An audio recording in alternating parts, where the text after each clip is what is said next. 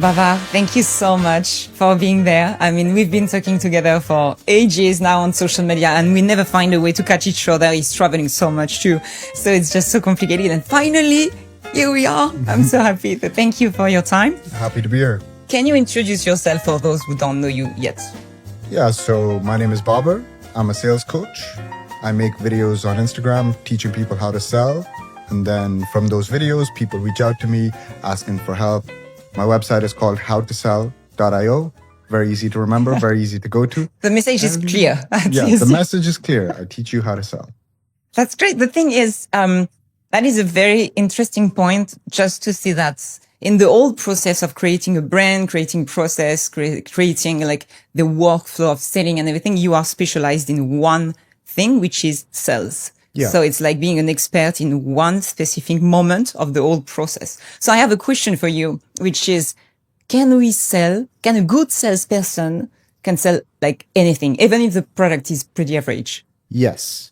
Now, just going back to that part about that whole process that you mentioned, you know, what's very interesting is that as we step into the age of AI and robotics and all this stuff coming in, the one thing that isn't going to change is consultative selling and relationship-based selling. At some point, you know, if you're buying a property, if you're buying something, an expensive car, you want to talk to a person. You want to talk to a human being. So if you talk about luxury, that's always going to involve a human being. Can a great salesperson even sell an average product? Yes, I believe so. But if you are a great salesperson, and what I've always done in my career is try to align myself with selling the best possible product or service that I can. It's a long-term strategy. Like if you sell something average, people talk, so it's going to be known, and it's just not definitely something you can do for a long-term strategy, I guess. Yeah, 100%. And, you know, you start thinking to yourself, like, why am I doing this? If you sell an average product, you're going to know inside that, okay, I could be selling something better than this. Do you think everybody has this ethic? But it's Unfortunately. also, yeah, so it's two things. It's ethics, but it's also a matter of results because you'll have better results as well. If you sell something, if you had a cure for cancer, well, how good of a salesperson do you need to be to sell that? Yeah, sure. Right? Like if you have a pill that can cure cancer, it sells itself. Did you already have to deal with clients coming with an average product? And then you have to tell them that basically, I can teach you everything. I can train you like crazy. But at the end of the day, your product is not good enough. Well, the funny thing about that is that the majority of my clients, and it's fortunate for me that they come as usually people who are very good at what they do, but they've spent so much time on getting good at what they do that they haven't been trying to learn as much how to sell it the most effectively. So you could put your attention on one of two things, developing a great product or figuring out how to sell it the best of your ability. And don't you find that it's something that happens a lot? Like many entrepreneurs I work with, they are in the same problem, let's say, that basically they are very good at what they do, but they don't know how to sell it. Like all the marketing around it, it's just like they are artists or they are like very good at the service they provide or something, but like how to sell it, it's a complete other job. And if they are alone because it's a small company, they have to be multitasking all the time. And it's just one of the most complicated things for them to remove, like, I do this thing and now I'm just a salesperson. Yeah. It's just a big 100%. Psychology work for you too, I guess. 100%. And the way that I think about it is like this. You have to have two states. You have to have your thinking state and you have to have your talking state. We talked about before this podcast, okay, I need to get out of my thinking state. I need to just go on autopilot. And so when you're talking about your product or service, it doesn't need to be something that you think about. It just happens automatically. So I think developing that and, you know, then when you're scaling up and you have other people, you need to pass that information on.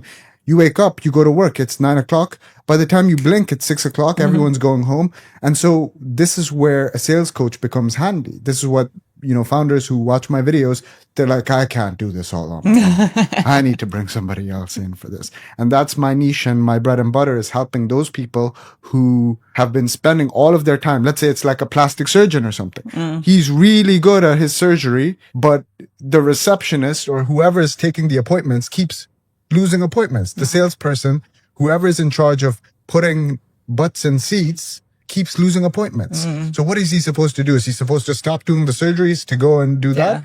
That's where my service comes in handy. Yeah, I love it. Definitely. So for people, like you were talking about multitasking people, like people trying to do everything by themselves. If you would have like 3 simple actions to advise, like just some basic things maybe, but that could change potentially everything. Okay. So I'll give you a couple. The first one is, if your sales comes in through calls, take 3 random calls and review them and just try to fix one thing. Maybe it's something that the salesperson says by mistake, or maybe it's the way that they rush. Just try to fix one thing at a time. If you try to fix too many things at once, it's going to be difficult.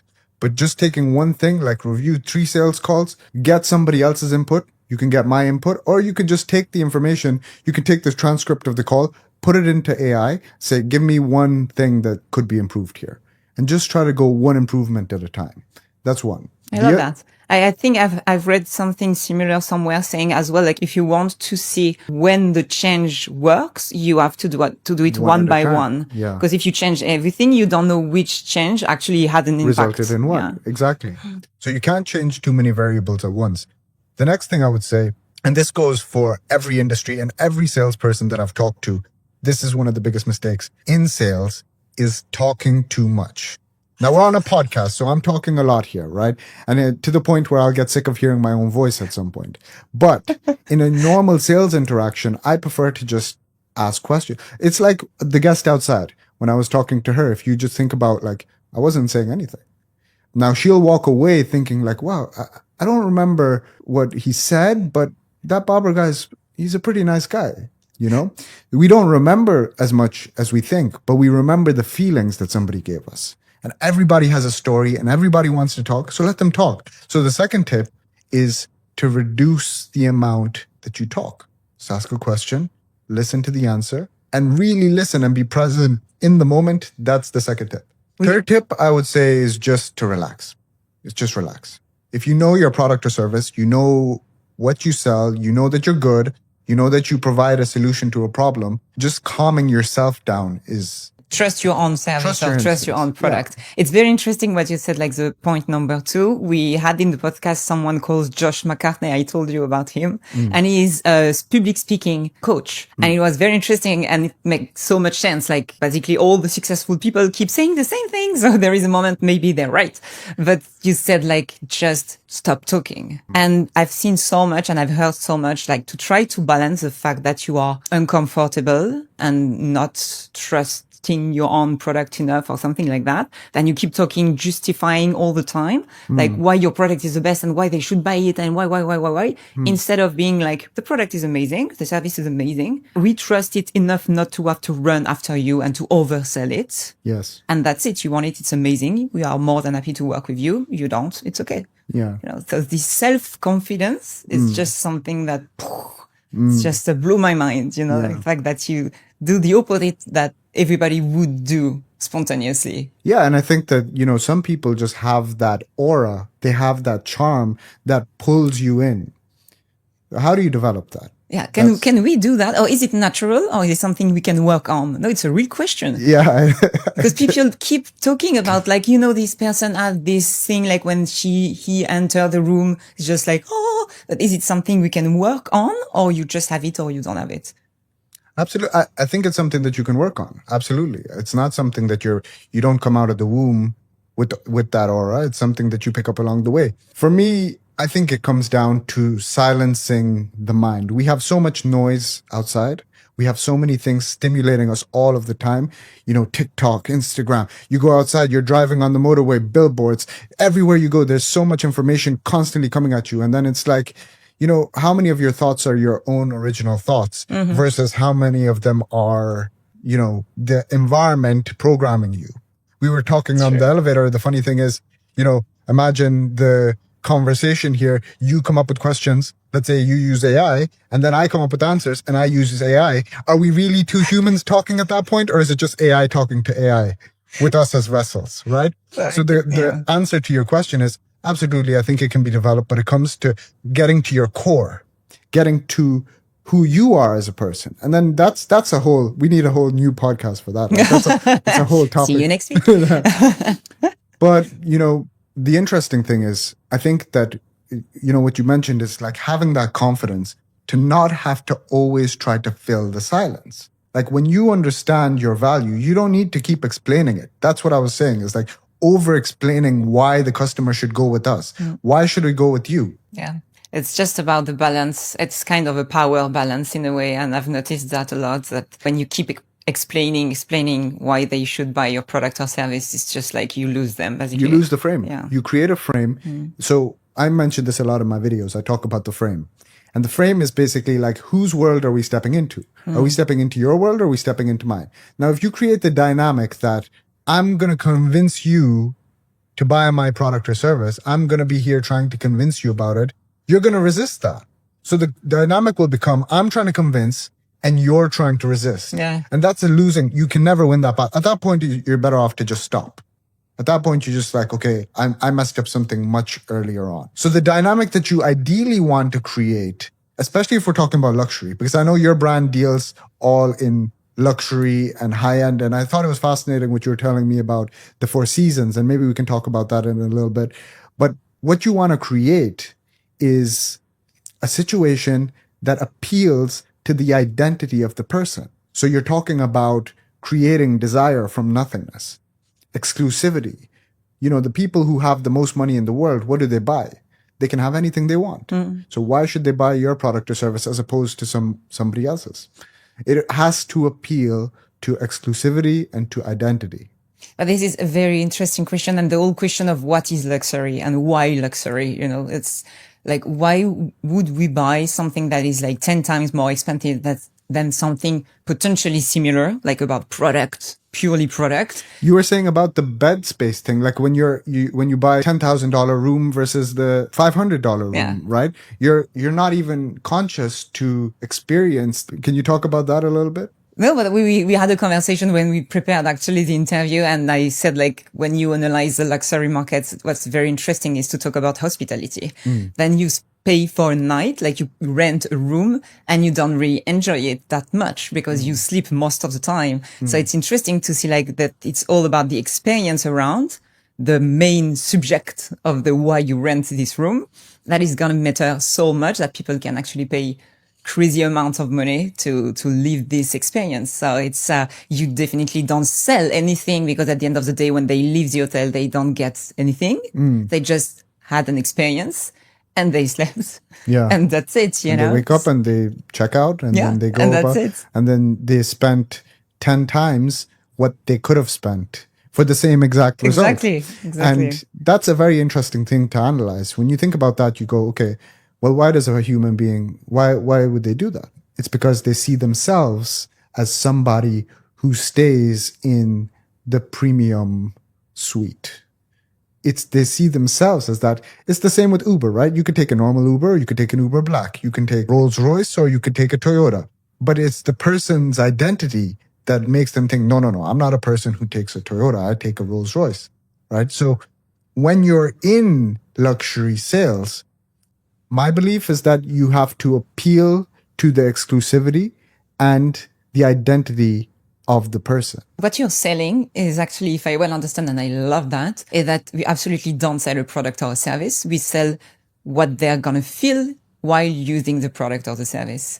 Like basically, I want this car because this is the image I want about myself, know, and like this is how I want to see myself. Yeah. So it's actually like, it could be another podcast, the perceived value and all the things around like how to sell actually sensation to someone. So you don't sell a service or a product, you sell how they're going to feel and how they're going to see themselves while using the product, basically. Yeah. You just blew my mind. No, 100%. I think it comes down to the feeling of the thing.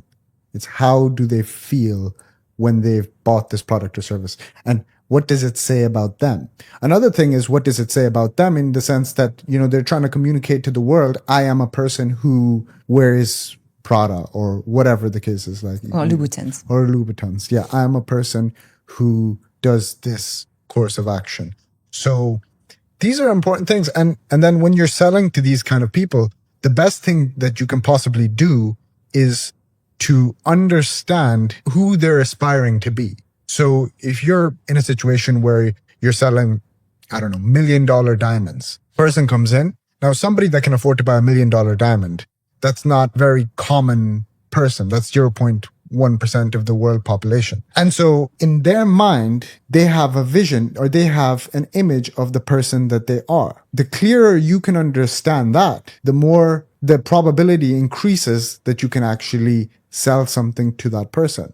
And the funny thing is, I've met with people who sell those kind of products, and what they end up doing, the ones that are very successful, is they have to remove themselves from the salesperson role. People with a lot of money, as you know yourself, they don't like salespeople. So, sometimes they become their friends. But the ideal, the words that you hear thrown around quite a lot these days is trusted advisor. You need to be a trusted advisor. Now that word or that phrase has two words to it. Trusted, which is very, very important, and advisor. So I trust your advice. But I have a question for you again. I have a lot of questions for you, but it's just like the more like we have actually a list of questions, but it always happens like we start talking and then we open another door and we go this direction. But the thing is, like, we said something so interesting, like many interesting things, obviously, but, that you have to remove yourself from like your role of salesperson. And I guess also to remove all the thought of everything you've learned from like your young age and all the values that are yours, just to understand what's happening in the head.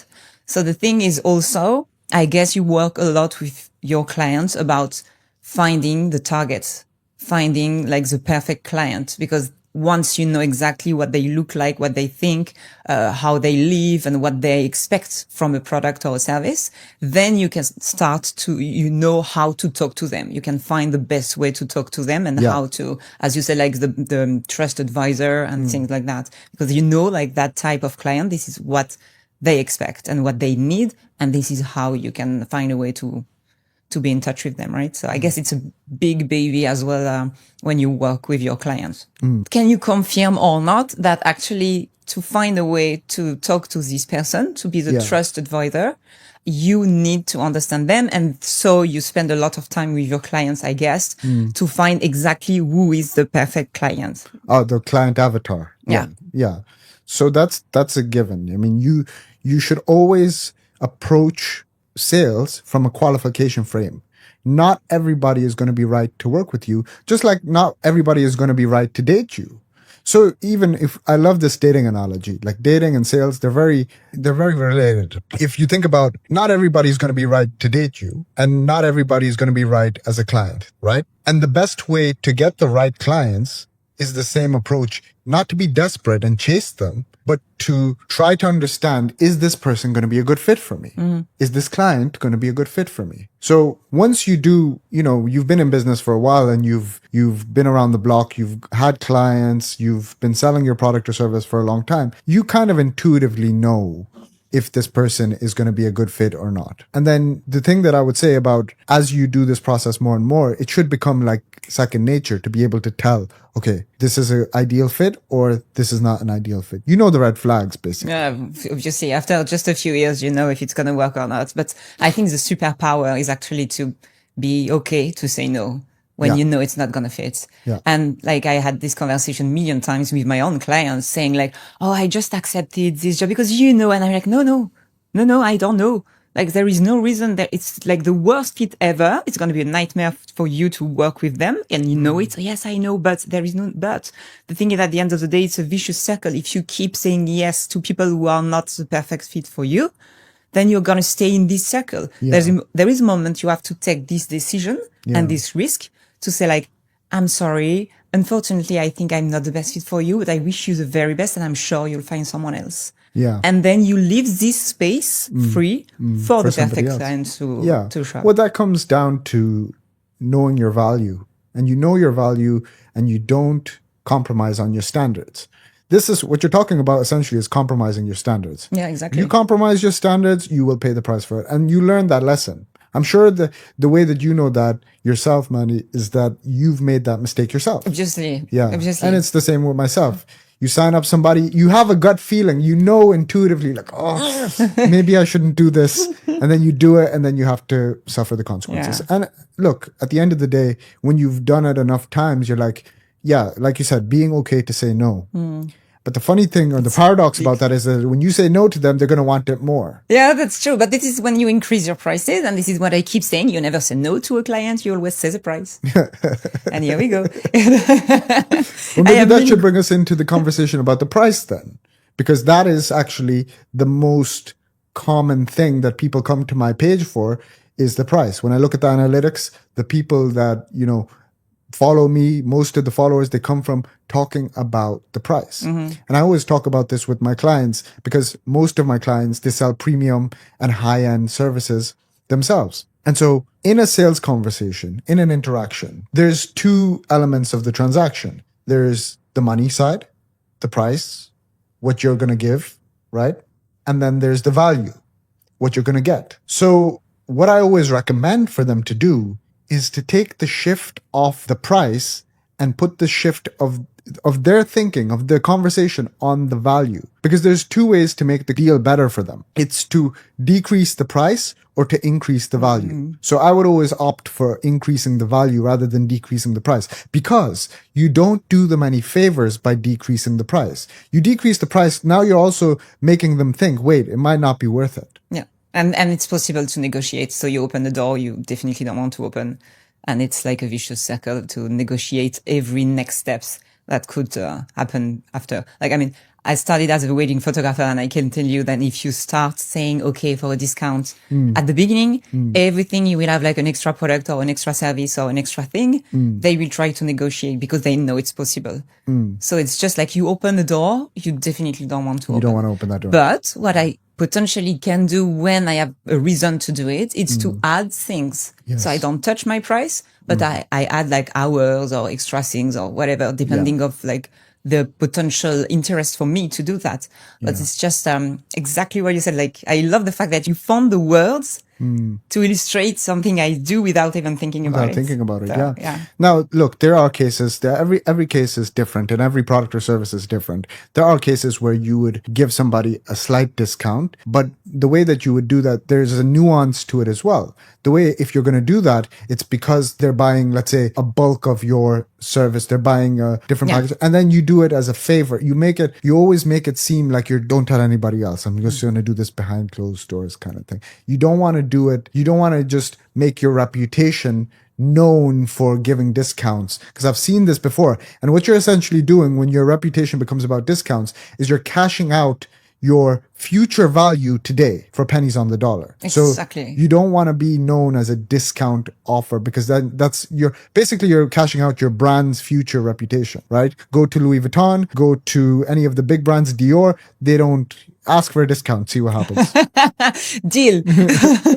Let's do it. You can wear the Meta Ray-Ban the only thing glasses. I will never go back there anymore. It's just like like a store in the middle of nowhere. After this podcast, social experiment, we go to Louis Vuitton or Gucci or Dior and ask for a discount. If I buy 2 of these bags, can I get a 10%? It's not going to work. Actually, I would be surprised to see what could happen. And I really accept the challenge, just because I think that obviously if you are nobody and it's the first time you arrive, they would say like, this is not how it works. But for very good clients that come like several times, like you see, for example, Hermes with the Birkin, it's just a special access for those who are very, very good clients. So it's not a discount, obviously. So it's not about the money, but it's about the exclusivity, the exclusive access to certain products. So it's another way to have like a discount or something. Like you buy a lot, then you can have access to a Birkin. Yeah. So but see, what they're doing in that case is they're increasing the value. They're not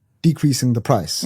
Yeah. Because everything is perceived value anyway. I mean, who's to say that a Birkin costs, what does a Birkin cost? $10,000? Oh, I wish. $100,000, right? Well, I'm not a handbag expert, so don't quote me on that. But the point I'm making is that, like, who is to determine that? And so we all socially have to agree that money is worth anything in the first place in order for it to be worth something. If everybody just stopped agreeing that money is worth anything, you're not going to be able to do anything with it. And so that's the same for any item as well. Women, mostly women, I guess, have to agree that Birkins are worth the price tag, right? Because it's an investment. It's an investment. But right? it's actually an investment because the price keeps increasing throughout the years. Yeah. So it's actually a best investment than S&P 500. Just saying. Just say. Just sending a message. But what I'm saying is that is a human construct. Of course. That is a human construct. That is not something that's inherently valuable, meaning like if you're stranded on an island, you're not going to think, I wish I had a Birkin right now, right?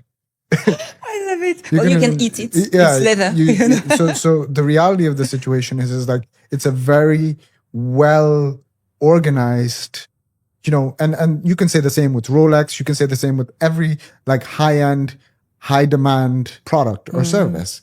It's that they create exclusivity by making it rare and hard to get. If they were just handing them out, it wouldn't be worth anything. Yeah, definitely. Oh, I love it. We could talk about Birkins during hours. So I'm just gonna go to the next question because like time flies. Actually, it's just interesting because before we start, you were like, sorry, I'm going to say it, but you were like having your own ritual before starting the interview. And it's just like, no, we don't have any image. Yeah. Like it's all about value and negotiation. But I would like to know like the small ritual or habits you personally follow to stay on top of your sales game. Yeah. Like checking regularly, maybe. Yeah. Like So I'm a big believer in routine. And your schedule has to be the same. Like I try to do the same things at the same times every single day. I think that reduces a lot of anxiety straight away. And when it comes to, let's say, if you're talking about in actual preparation for a sales conversation, for a sales interaction, then the first thing that I like to do is just moments of silence. Like just have a moment of silence to myself and really try to understand. And I mentioned this to you before, and I'm going to say it again, is that I always think of it like I'm in a simulation. I'm in a game. Right? And I'm not attached to the outcome of the game. And the funny thing is that when you become attached to the outcome, like I need the sale to happen, I need this to work, you push it away. The reverse is also true. When you go into the interaction and you're like, okay, well, if it happens, it happens. If it doesn't, it doesn't. I'm going to do my best to be of service. And I always say this, that selling is serving and serving is selling.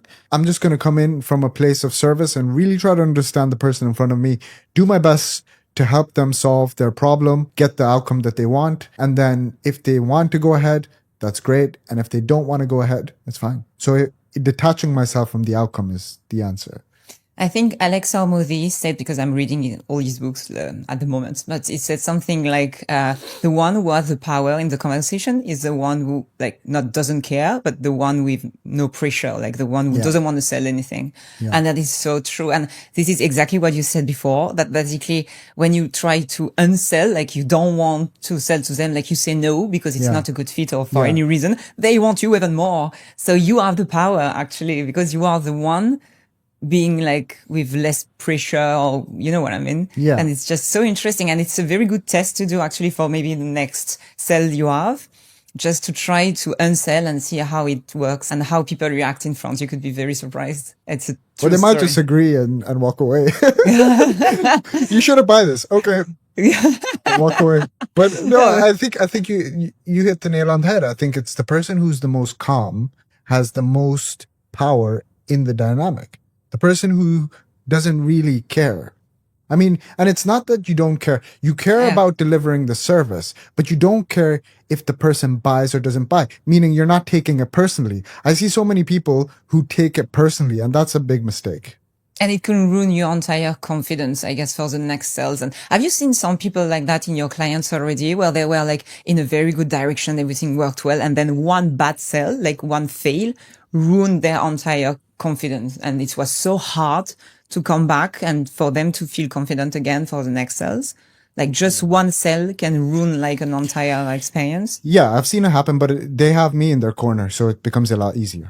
Yeah, that's the actual truth. Yeah, that is actually always one of the millions reasons why it's interesting to work with a coach. Like it's just instead of having one failure and you are like to derail you dead, have somebody with you. Yeah. Yeah. To have someone behind 100%. Your back and say like, it's okay. It's normal. It's normal. I'll tell you a funny story. There was a situation where the owner of the company was doing everything. He had a couple of people. They sold, I'm not going to say what they sold, but they sold commercial equipment. Okay. And he had people working for him in a warehouse. And the people in the warehouse, they were not salespeople. Two people, from the warehouse, they started selling on his behalf. He was like, oh, you watch my videos? He was like, okay, you know what? I'm going to get these guys to start selling. So we started doing sales meetings every week. We started implementing some of the processes and all of that stuff. And when I looked at the two guys, I was like, oh, he's definitely going to do really well. And the other one, I don't know about him. The funny thing is, it ended up being completely the opposite.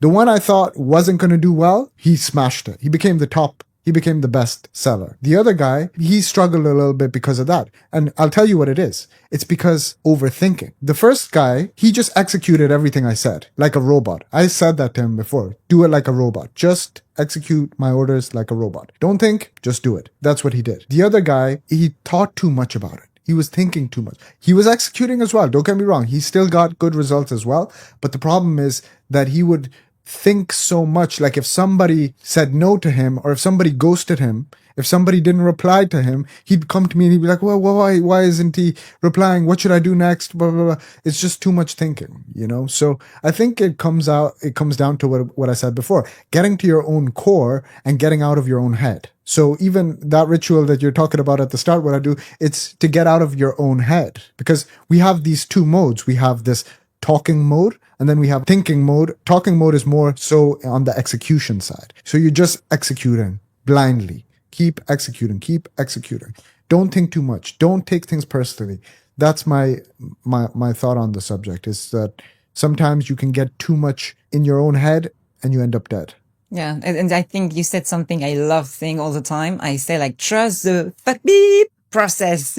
What is it? Trust the beep process. Okay. It's just when you hire someone to train, it's Yeah. just like, stop thinking, just apply. And it does change everything. And I'm sure 100% you have the same thing, which is all the successful people you work with, it's because they just stop thinking and just follow the process. Yeah. And as you said, exactly, like those who are like, yes, but I don't know, like maybe it doesn't work with me, but I'm not that type of person, like just stop it and just do it. So I amen, it's just like something I keep saying all the time. So I have an ultimate question, because the problem is like, I know we could talk during hours. We could just talk forever. Well, like, do we have like a 40-hour channel on YouTube? Okay. But we have like to finish soon. I just have the very last question. Last question. Okay. If an entrepreneur were to ask you, what's one thing I must start doing this week to improve myself? Just one thing. What would you tell them? One thing. Yes. I would say focus on diagnosing the problem. Think about it like a doctor. Focus on the problem. The person who understands the problem the most is going to win. Now, sometimes the problem isn't really a problem. Like if we're talking about luxury, it's not a problem that you're solving, but still there is something in there to be discovered. Say the person sees themselves as, I don't know, like you'd ask a question like, who is your idol? Who is somebody that you look up to, right? Now, you don't ask it as directly as that, but I'm aware of the time. So I'm just saying, like, you want to understand the archetype of person that they see themselves as, then find a way to make your product or service fit that archetype. That's it. So going back to the piece of advice, if you want to focus on any part of the entire sales process, I would say if you could only pick one to focus on, pick the diagnosis part. Just understand. Because if you walk into a doctor's office and the doctor gave you a pill, it's like, as soon as you walked in, they're like, oh, this is your pill. I'm like, wait, you don't even know what's wrong with me. You haven't even asked me a single question. You'd stay away from that doctor. You'd be like, okay, I'm scared of this now. But if the person really tries to understand you, okay, what's the problem? How long has that been going on? Let me check okay. Oh yeah, I know exactly. Okay, boom. Here's the thing. You have more confidence because he tried to understand you. So that's my one piece of advice to any entrepreneur. Try to understand the person in front of you more. Or if you have salespeople, just teach them to focus on the other person. Don't be thinking about what you have to say next, because we all get that, right? We all get this kind of self-centeredness where like, oh, when he finishes talking or when she finishes talking, I'm going to say this. I'm going to use this line. And it's like, stop. The power of silence. You just experimented live. No, but that is actually, you said something I would like to come back on. You said, listen to the person and just see how your product can fit, like how you can adapt potentially, and how you can, instead of doing the opposite, like you have your product and then you try to find someone who's going to like it, So I really like this way of seeing the relationship between the client and the product. Who do you look up to? Like what? Like in your, like, is it like, do you have somebody like when you were younger, or maybe even now, that you're like a celebrity, like Beyonce or something, like, or, is there somebody, Celine Dion, or? Why Celine Dion? I just randomly pick someone. That is a very good question. Can I say someone like marketing? Anybody, yeah. Like lately I'm reading all his books, so I would say Alex Hormozy. Yeah. And you bought his books. Yes, obviously. And and the entire book is like a lot of colors. It's ridiculous. It's a rainbow. Yeah. So that's, it's interesting. We buy things from people who we aspire towards, right? Or let's say, if you see, I mean, sure, it's happened to you in your life. If you liked, let's say, Beyonce, for example, and you see her sporting a certain handbag or a pair of heels or something, and then you buy the same just because you want to be like her, right? Yeah. So this is what I'm talking about when I say sell to the identity of the person. Yeah, it's more complicated to sell me a strap to put on my nose. On your nose, yeah. But if you walked in with that today, if you walked in with the nose strap, I'd be like, you know what? She's dedicated to the cause. Definitely not that much. Definitely not. Thank you so much. It was like so interesting. It's actually very frustrating because I feel like we could talk during hours. Like we opened so many doors, and it's just like, I want to talk more about this, but you said, okay, but it's just an hour, so we have to stop there. We will have to do another one and another one and another one. So it will be a pleasure to welcome you again. No, and thank you so much for having me. It's a pure pleasure. Thank you for sharing all these tips. I see you very soon, guys. Of course, you have all the information in the description if you want to discover his work. If you don't know him yet, like, shame on you. And see you very soon. Thank you. Thank you.